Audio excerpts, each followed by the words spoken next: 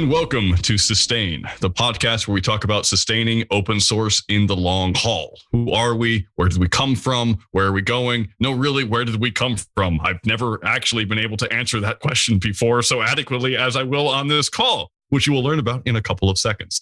Before we introduce our wonderful guest, I want to introduce the other panelist. So today we have Eric Berry. Hey, everybody. I'm very happy to be here.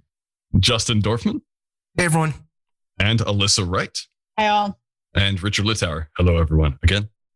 And we have two guests today, Tyler Maran and Anna Pojawis. They're both calling in today from Avon, Connecticut, which is my hometown, which is bizarre. That's never happened before. But they normally live in San Francisco, where they're the founders of a company called Rysolv. Anna and Tyler, how are you two doing today? I'm doing great. Very well, Richard. Thanks for having us. Awesome. It's just so weird you're from Avon. Sorry. It's just, I'm trying to get over it. Okay. So tell me a bit about Rysolv. What is it? How does it work? How did you found it? All right. So high level overview. Rysolv is a issue bounty platform for open source development. So the main idea being, you raise an issue on an open source repo and you're trying to get it resolved more quickly. So what you can do is instead of just, complaining about it more on the issue, you can put $50 on it and other people can chip in. It's crowdfunded. And then whoever submits a successful pull request actually earns that bounty. So it's a way of, trying to get some more money behind some of these like issues and feature requests in open source development. I love that. So issue bounties are really interesting. They've been around for a while now, probably 4 or 5 years, I'm going to guess, maybe a bit longer. Can you tell me how you first came up with the idea of making a company out of it? So I guess how we came up with the idea, in all honesty, we were at a conference and I was zoning out and reading the back of a guy's shirt and it had a URL. I don't remember what the first part was, but it was something .io. And I was just, going through different words and I was like, bugs.io would be a good company name. And so I turned to Tyler and I was like, maybe, we can kind of build off of this name. And we started looking more into open source and realized that there's a need to help maintainers of projects solve issues and to bring new developers onto the issues. So we literally did actually kind of work backwards from an imagined name. That's how we got into it. And at the beginning, we had no idea that there were other issue bounty platforms out there. So, but we kept on building with it. And I guess our idea is really trying to improve on the concept and really try and make it stick. I love that you guys are focusing on that. I think that more players in that field is excellent. It's going to drive more innovation and creativity and hopefully more adoption. However, speaking as someone who has worked in the bounty industry in a similar product to this, when you started it, you say you didn't know of any other ones around. So what was your motivation behind this? And I'd like to know, why didn't you find other ones before you started? I'm very curious about that. Well, we did look for other ones before we started on it. And it wasn't even until a little ways into, just through Google searching and trying to all variations of get paid to solve code. And we saw plenty of the, reporting a bug bounty type sites like HackerOne. But did not quite see any other sites like this until honestly, the first one we saw was Gitcoin when someone had recommended that to me. And I did really like the Gitcoin platform. It seems like they've been very successful, but it's pretty exclusive to the crypto market. And I wanted to kind of explore why is it, it works so well in the crypto market and, does that work just as well in the fiat market? Can you take us through how long your company's been about, what type of adoption you've seen, how much money is currently residing in escrow in this program? I'd love to hear more about from when you began to where you're at now and possibly the challenges that you face, because I understand building a product like this, especially with the adoption, is extremely difficult. So how are you going about generating more users? How are you going about advertising, marketing your product? I guess I'm throwing a whole bunch of questions at you, but I'm very curious to know what the answers are. So from idea to now, it's probably been just about 12 months since we kind of started on it, and then put out an alpha sometime at the end of summer, and then kind of working into the beta category, which is what I'd still classify the app as we're kind of like polishing off features, making it work better. So it's been pretty short term that it's actually been out there in the market. We got a little bit of good traction just in the last few weeks, honestly, because we got front page Hacker News, front page Product Hunt, and we got a whole bunch of users, which has been really awesome and really exciting. But I think that what we really need to do now, as far as making the product like functional, is really maintain a marketplace. So that's what we're providing, is we have a place for developers who want to solve bugs and get paid for it. And then we've got people who want to, contribute financially. So our like financial backers. And we've got to make sure that that number stays in balance. So what we found so far is that there's lots of people who are willing to fix an issue for $50. There are a lot of people who are out there, hey, yeah, I'll definitely do this for the bounty. There are fewer people who are willing to give away the money, surprisingly. So that's what our real focus is right now, as far as like marketing goes, is trying to reach out to companies who are using like open source software, saying like, hey, this is in your tech stack. If you want to try and expedite some bug fixes, if you want to get back to the platform, here's a way of doing so. Could you share a little bit about anything you've learned around the types of people that respond to bug bounties, the people on your platform? Yeah, we've got some interesting people on the platform, actually. And that is, I guess, part of the open source world. And it's definitely generated like plenty of edge cases, including the people who want to solve the issue, but decline the bounty because they're just doing it because, they thought the issue was challenging, or people who want to solve the issue, donate the bounty somewhere else. So there's still like a lot of people who are, behaving in the traditional altruistic open source way. But I think that, I think they get a little bit more enjoyment out of, there's a bounty on this thing. It's like something that someone has deemed to be a little bit more challenging. That's how it worked its way up on the site. So we have a few people like that. And then we've got other people who are kind of solving issues for the first time. And I think that's really exciting as well. I had someone reach out who is a student who had just solved an issue for a $25 bounty. And I think that it was less about getting the $25, more about, here's like a little bit more incentive for me to do my first pull request. One of the great things about bounties, especially low bounties like that, not the $2,000 whatever, or the kind of crypto/security bounties where if you find a hack in my thing, I'll give you 50,000 because that helps me. But one of the great things about low bounties is that it incentivizes learning. So people who may not know a platform get paid to mess around with it until they can figure out how to fix it, which is super great. One of the questions I have is, how do you incentivize those people to stick around? How do you make sure that the money doesn't just go into someone's hands who is like, cool, I fixed that bug. Okay, moving on to the next project. That seems like it would bleed out the project over time. So what are you doing to make sure that the incentive is actually longer than just fixing the bounty? So I think that we are able to get developers to stick around because it does take time to set up the environment, to take a look at the code base, understand it, and also build a relationship with the maintainer. Once they do submit a pull request, there are conversations back and forth to have it be in a good enough state to be merged into the actual repository. So with the relationship that the developer builds with the maintainer, as well as just diving into the code base, it does take a little bit more time. So that kind of will prevent just these flyby users and have more reoccurring users. And I think that by way of comparison, I know there's a lot of complaints about the Hacktoberfest type events, where people just any commit that gets merged in will do. And I'm actually a big fan of that event, but you saw just like thousands of typo PRs coming in. And that's, a lot of just like low quality commits that someone has to sift through. But usually I think that by time like a bug makes it onto the platform, it's, not just like a single typo type fix if it's going to have a dollar amount associated with it.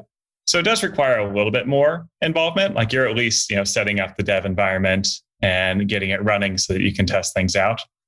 That makes sense. I wonder, have you looked into the research on that? Because you said you're only 12 months or so old. So I'm curious how this is going to play out over the next year or two. I know that's a really tough question, but I'm curious. I mean, we're going to have to see. And we might end up having that problem where a lot of people come in, try and snipe a bounty and then never touch that repo again. I mean, that's something that we want to avoid.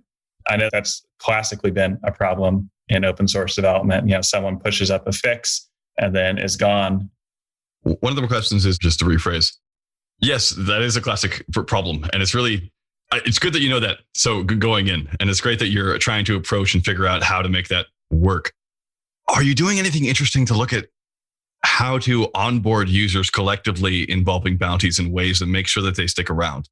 So make sure that setting up your dev environment is also part of the bounty and that you have more people doing that and more people working on the bounty than just the one person who comes in, has it set up and is out. Does that make sense? I mean, that definitely makes sense. And that is something that I've had some thoughts about, like how to kind of keep those repeat contributors. And I don't have anything really built out for it yet. First thought I had was some form of repeat contribution incentive. So, if you solve a bounty on the same repo multiple times, you get some sort of extra bonus. What are your expectations for the first year? The reason I found you was, I believe it was Show HN, or it was just on Hacker News. All that's great, but a week later, all that traffic goes away, and then you have to kind of start from scratch. What do you expect to do in the first year, like 2021? At the end, what would make you feel good? So I think that the main thing I want to get to right now, because you're right, a lot of people, we got a lot of traffic, a lot of users on the site, and a lot of them haven't come back since they first signed up. And I think a lot of that's because, we don't have as much of the recurring dollars in to the site right now. So I think the main thing I would want to get is just have the bug bounty portion of the site become sort of self-sustaining. So have it automated enough, have enough attention out there for it that, there is that marketplace remains balanced. There's consistently enough issues coming in that, we can send out email reminders to people saying, hey, here's a new Python issue for you to solve. Or, here's an issue on a repo that you work on, things like that to maintain those repeat users. I don't have exactly a dollar amount goal that I'd like to set for the year, but I think just, that sustainable, the bounties to replenish themselves, users stay on the site would be the main goal. Love it. To give you a little background with the team here that you're talking to, Justin Dorfman and I both used to be working with Gitcoin. So he and I both have a pretty big background in these projects. And we've also had multiple companies on this podcast talking about bounty platforms. And so I think I would like to learn more about the two of you and more about what makes it different and what your motivations are. Because I think a lot of the success of a company, look at Gitcoin. Gitcoin is hugely successful because of the passion of Kevin Iwaki. I mean, without him, it probably wouldn't have existed.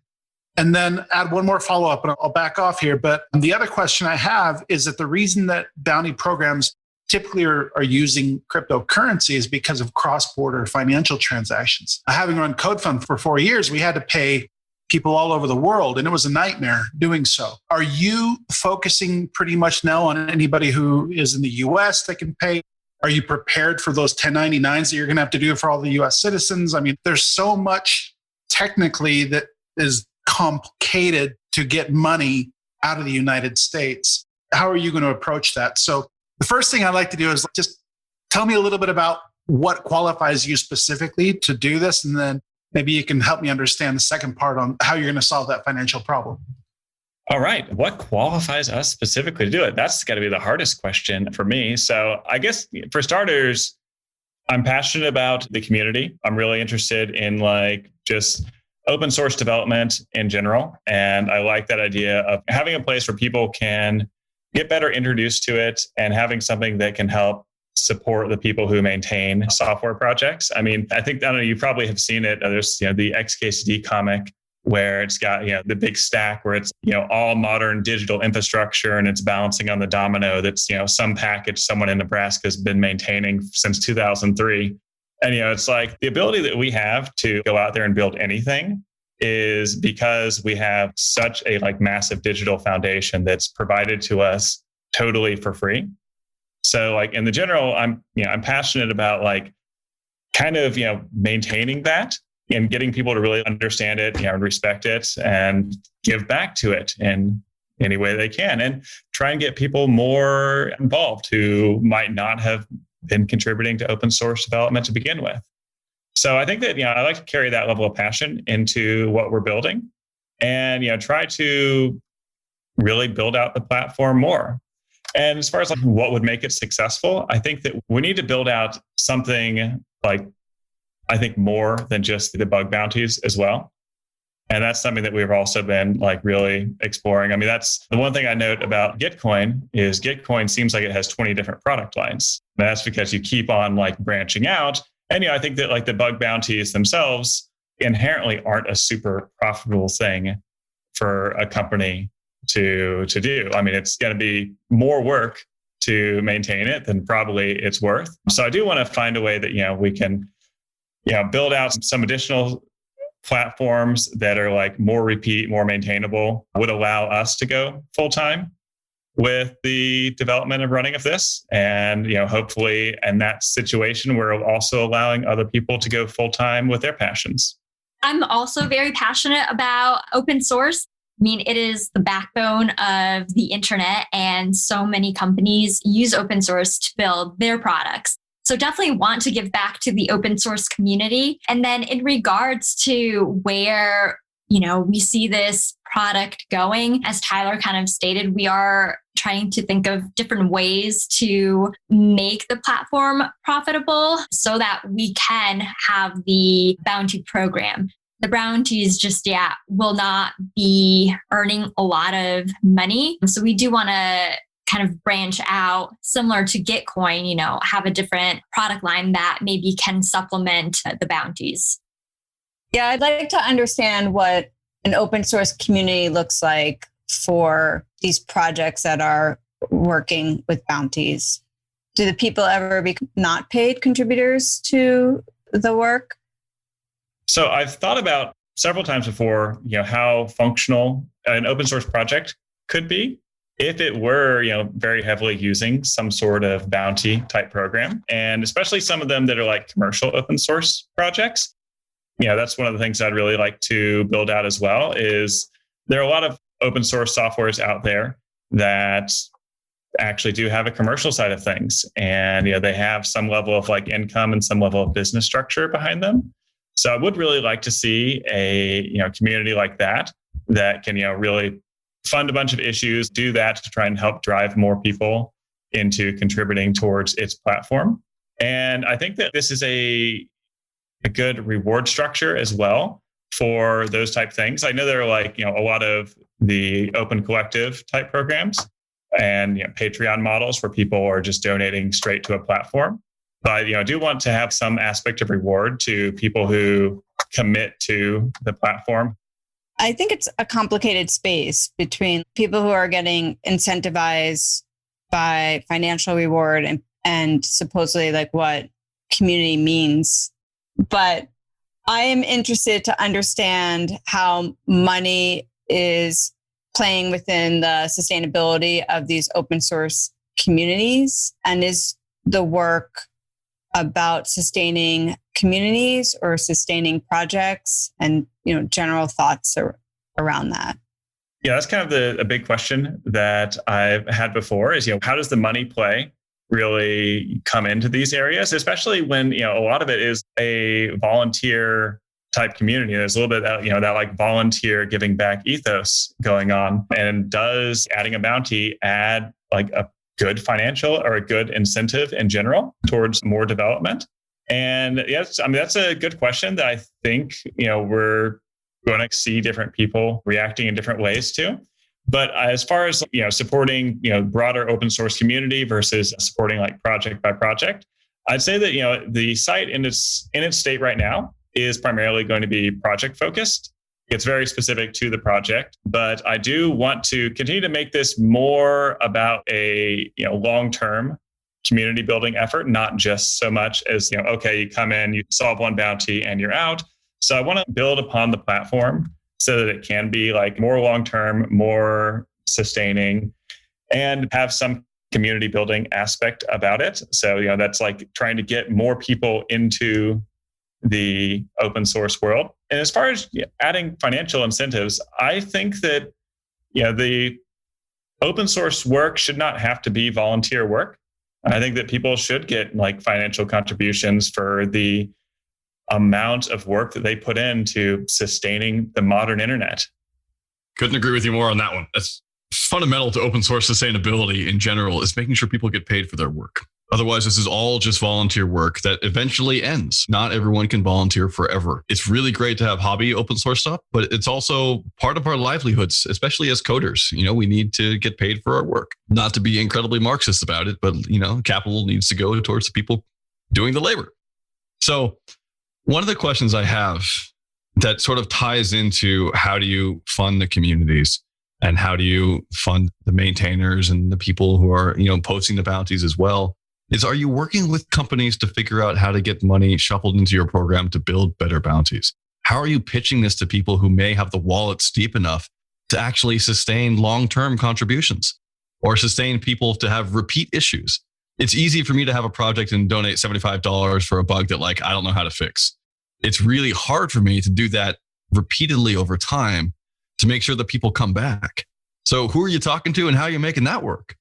So the people we're going to be talking to are going to be primarily companies, as far as, these are going to be the financial backers, because as great as it is for the crowdfunding model, and we've seen a lot of this happen where, 3 or 4 people chip in $5 on an issue because, any person can chip in like a little dollar amount, but that's not going to be the repeat, put $10,000 into this type program that people are going to need in order to have sustainable bounties out there.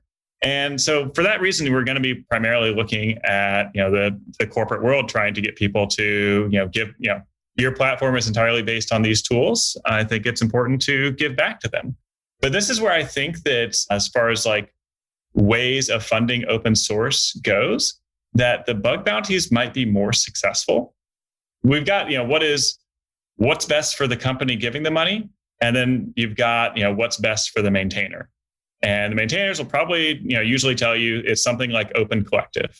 It's just going to be straight donation. That's what helps people, pay their bills. And that's what's going to be the most motivation for that person to continue to maintain their project. And it's kind of, unfortunate sounding, but I think that from the company side of things, they are, you're stuck in this mentality of they want to actually pay for something, not so much just give money away. It's a lot easier to convince a company to put dollars in if they're getting something back for it. And in this situation, it's going to be, what you're getting back is, the bugs get fixed more quickly. You don't have to spend, more of your time and money building workarounds into these libraries. As a result, I think that's going to give companies more financial incentive to give towards open source development than just making a flat donation. So when we started Code Fund, I think probably one of the greatest moments of my life was paying out that first payment, getting money into the hands of developers. It was one of those things that kind of solidified the why of what we were doing, and it felt good, and it was what I wanted to keep doing. Have you guys had that opportunity yet? And what's it been like for you? So one of the issues that recently got resolved, an individual put $200 on it. It was a relatively stale bug. I think it was around for 3, 4, 5 months. And then within a couple of days, it got solved once that bounty was placed on it. So we have definitely in the recent days have seen this model work. That's awesome that it's working, but how did it make you feel? What did you feel when you went through that process of oh, it works, it's alive, it's great? It was definitely a great feeling. It's one thing to just think that it will work, but another thing to actually see it work. So there's 2 of you, and you've been answering questions slightly differently. What's the breakdown in the company? How does that work out? What do you each do? So I would say that I spend most of the time just like talking about what we're doing. And Anna actually does like 95% of the work and getting it done. Yeah, I'm more of the coder, the person behind the screen. And then Tyler's definitely the one that goes and markets the product. Why is Tyler leading on the leaderboard? You got to fix that, Anna. That's great. So is your platform open source? Yes, it is. Fantastic. What's the stack, Anna? What was your stack of choice? So for the back end, we're using GraphQL with Postgres. And then for the front end, we're using React. I'm looking at the GitHub repo. It's really fast. I've been on the site. I'm just loving how quick it is. It's like an app, but it's in the browser. It's crazy. That's great. It is really fast. And I do love that. And it's in beta. So I'm guessing that anyone who's listening to this podcast can still go out and go test it. You're taking new applicants at the moment? Yeah, I guess actually, I think that in this situation, beta is just describing like how done we feel like the product is. I mean, it's in production, it's running. It is, we've had real success with it. Anybody can sign up. Anyone can contribute to a bounty, especially. We're just leaving that beta tag up there for right now. So that way, anytime someone reports a bug, we'll have a good excuse. If there are people out there right now, which I'm sure they are, they're thinking, man, I would love to take an hour and just make $50. How would they find projects that you're wanting to fund? How would they find these bounties? Aside from just going to the site and sorting by the language of your choice or the repo that you're most interested in, the other thing that we've got built out and we're working on building like more of is some GitHub integration. So already, whenever someone posts a bounty on it, it adds that comment at the bottom of the issue saying, there's an outstanding bounty. Here's the total bounty. And one of the next things we're working on right now is a similar type banner that can go on like the README of a page that'll just update with, this is the like active number of bounties outstanding on this project. And I think that another one of the things, just based on what you mentioned of the developer who wants to spend Friday night and, solve a bug, make $50, that was really one of the core motivations we had when we first started building it too, was thinking about it from the developer side. Because I get bored. I would do that for sure. That would be in my head, like a really fun thing to do is go out there and, pick up a quick $25, $50 on fixing a bounty. I'm now 95% through. I just need to push to my local fork and then do git PR, which should take around 2 seconds to add a license file to the repo. So that's the first PR to the thing. So it's really great to see another bounty program that is also open source, that isn't just focused on cryptocurrencies, but focus on the rest of the code that actually underpins the world. No offense to the crypto people. I super love them. And Kevin is the man. I'm not going to say he's not the man. He's been on the show twice. He's pretty awesome. One of my favorite questions to ask, which I don't get to ask very often, but I do get to ask here, are what are your hopes and dreams? What's going on? Where do you want this to go? Are you talking to funders? Are you interested in getting thousands and thousands of developers? Do you want to have a unicorn floating in a pool outside of your house? What's going on? First of all, who doesn't want a unicorn floating outside in their pool? Serious. Yeah. So I'll just that's one. That's my hope and dream. Yeah. Step one, I need the pool first. Yeah. Ditto. But for the platform, where do you hope it goes in the next 6 months? What's going on? Okay. Yeah. Like I mentioned before, I think the next 6 months goal that's going to be biggest is, I want the bounties to be sustainable. I want, people coming in, funding bounties, people solving them, like that whole kind of side of the platform really trued out and working well and at least paying server fees. That'd be the number one goal right there. But then, I do want a pool with a unicorn with diamonds on it. That would be awesome. So that's going to be us building out some additional features into here.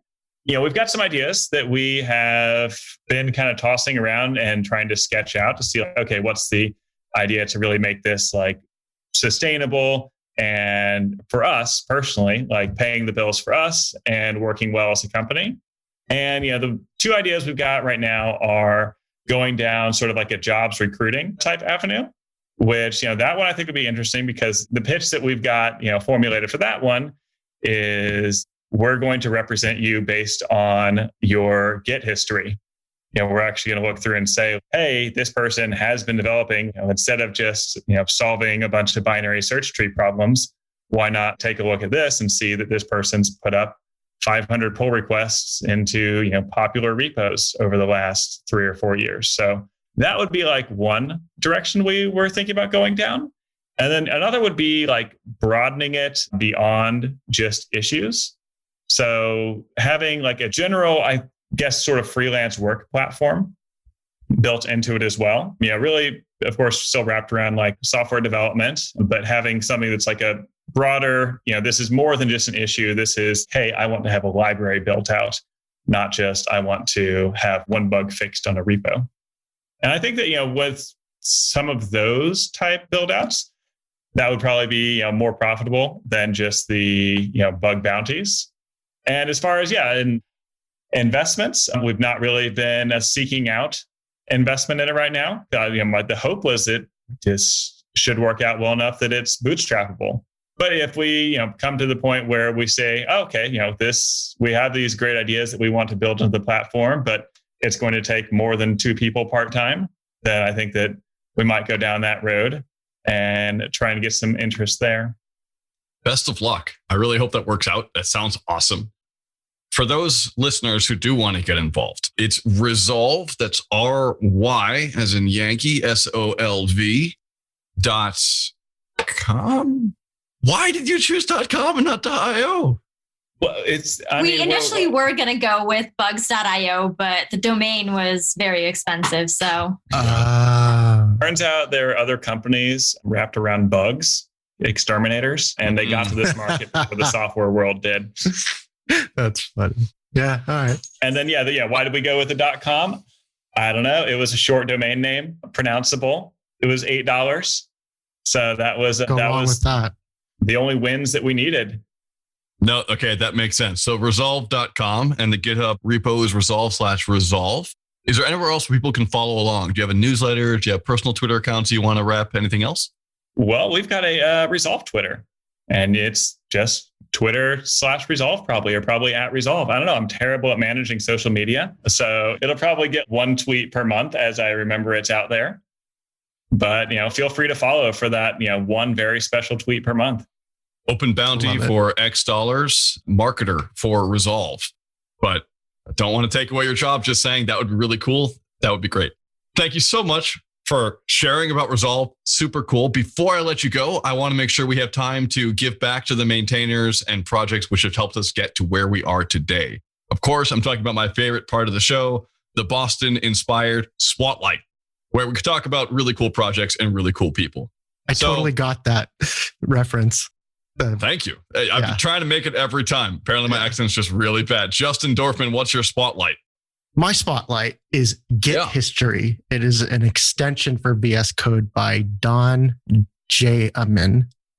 And it's great for release notes. I've been cranking out some release notes and just been going through that Git log, and you could just do it right in VS Code, and it's freaking awesome. So thank you, Jay.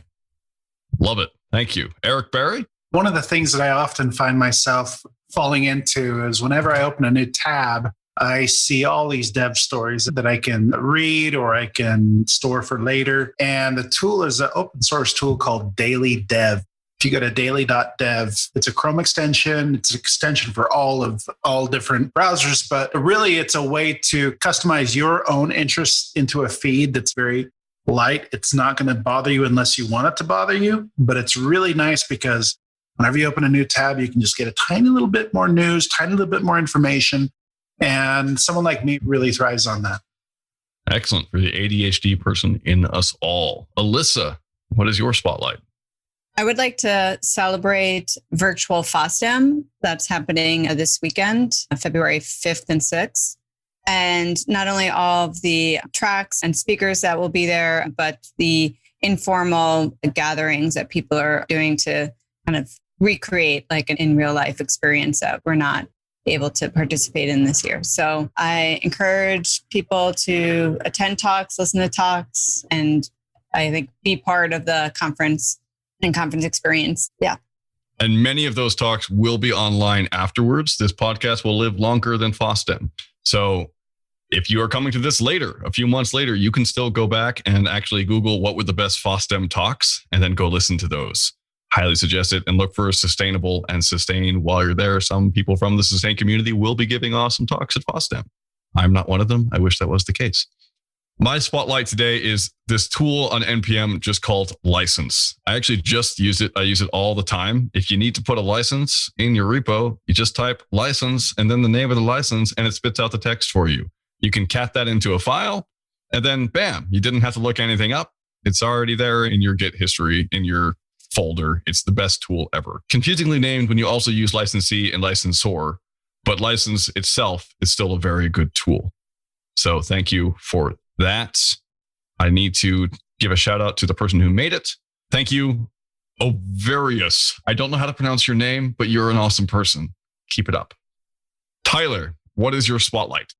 Okay, so the spotlight I have is not necessarily a library, but it's a foundation that I think is super cool. And that's called the Awesome Foundation. And I don't know if anyone's heard of it before, but what they do is it is a US-wide foundation.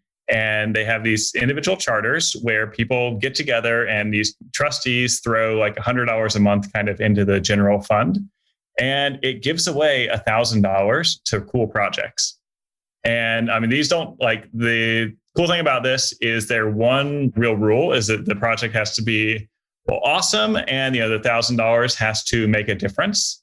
So it's not necessarily any financial incentives. Like these aren't supposed to be company ideas. Like this could just be anything in general. One I heard of recently was a gumball machine that dispensed tiny little synthesizers inside their gumballs, and just really cool things like that. And I love that model. And it's something that I was hoping to kind of someday have something like that in Rysolv, where we just have straight up sponsorships. Hey, this is a cool code project. Throw $1,000 at it. Love it. And Anna, besides 2005 era borders or the Tunxus walking trails, what is your spotlight today? My spotlight today is Discord. It is just a well-maintained library, and it's great for building a strong community. Awesome. Use that every day. Thank you. I often don't think of those. I could totally use those. Okay, that's the next 10 spotlights. Done. Thank you both so much for coming on. It was really cool to hear about Rysolv. I really hope that it continues to thrive and that you keep getting awesome contributors. We need more people in this space because there's just not enough out there right now. Ways to actually do micro grants to people who need them for their projects. I love the idea. I really hope it goes well. And yeah, all our listeners, go post some bounties and then solve some. Again, thanks. That's all. Thanks, y'all. Thanks, everyone.